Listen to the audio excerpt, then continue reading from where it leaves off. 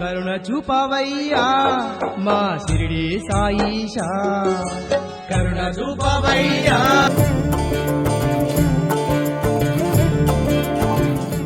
బాబా తనకు ప్రతిరోజు దక్షిణగా వచ్చిన సొమ్ములో నుండి 800 రూపాయలు ఇంకా ఎక్కువగా అందరికి పంచిపెట్టేస్తూ ఉండేవారు.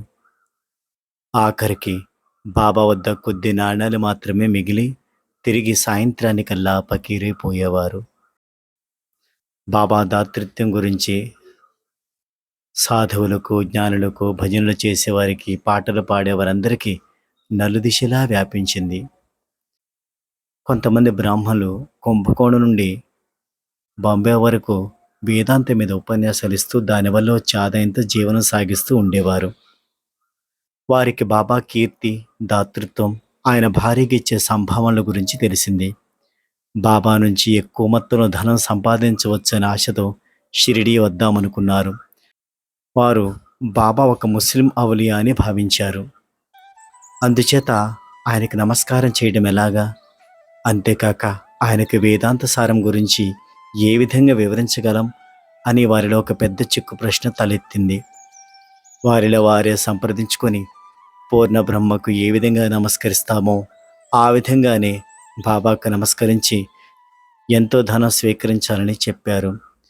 వారంతా షిరిడి వెళ్ళి సాయిబాబాను దర్శించుకొని బాబా ముందు వినయంగా నిలబడ్డారు. బాబా ఒక్కసారి వారి వైపు చూసి, మీకేం కావాలి అని అడిగారు. మీ సమక్షంలో వేదాంతాన్ని గురించి వ్యాఖ్యానం చెప్పి మీ నుండి సంభావన పొందుదామనే ఉద్దేశంతో వచ్చాం బాబా అన్నారు. అప్పుడు బాబా, అలాగా, అయితే సరే, మరి ప్రారంభించండి అన్నారు. వెంటనే వారు ఎంతో అత్యుత్సాహంతో వేదాంతం గురించి చెప్పడం మొదలుపెట్టారు. కానీ ఆ వెంటనే తామేమి చెప్పదలుచుకున్నారో అంతా మర్చిపోయారు. ఎంత ప్రయత్నించినా నోటంట ఒక్క అక్షరం ముక్క కూడా బయటికి రావట్లేదు. బాబా కొంతసేపు ఓపికగా ఎదురు చూసి, మొదలు పెట్టండి అన్నారు. వారు బాబా వైపు తెల్లమొహం వేసుకొని చూశారు. తమ శాయశక్తులు ఎంత ప్రయత్నించిన తర్వాత చెప్పదలుచుకున్నది అస్సలేమీ గుర్తుకు రాలేదు. వారెక్కడైతే చెబుతూ ఆగిపోయారో అక్కడి నుండి బాబా ప్రారంభించి కొంతసేపు చెప్పారు. ఆ తర్వాత ఆ బ్రాహ్మణులు పూర్తి చేశారు.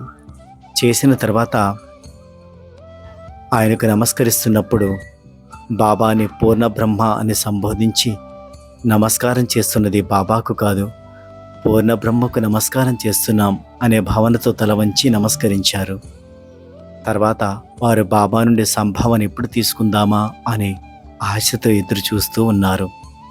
అప్పుడు బాబా వారితో, మీరు పూర్ణ బ్రహ్మకే నమస్కారం చేశారు కాబట్టి మీకు సంభావన కూడా ఉంది, పూర్ణ బ్రహ్మే ఇస్తాడులే అన్నారు.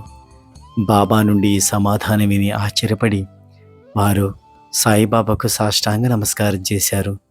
తృప్తిగా సంభావన అందుకుని వెళ్ళారు. ఓం సాయి శ్రీ సాయి జయ జయ సాయి జయ జయ సాయి. ఓం సాయి శ్రీ సాయి జయ జయ సాయి జయ జయ సాయి. ఓం సాయి శ్రీ సాయి జయ జయ సాయి జయ జయ సాయి. ఓం సాయి శ్రీ సాయి జయ. బాబా పూర్ణ బ్రహ్మ కంటే అధికులు. నిజానికి ఆయన పరబ్రహ్మ.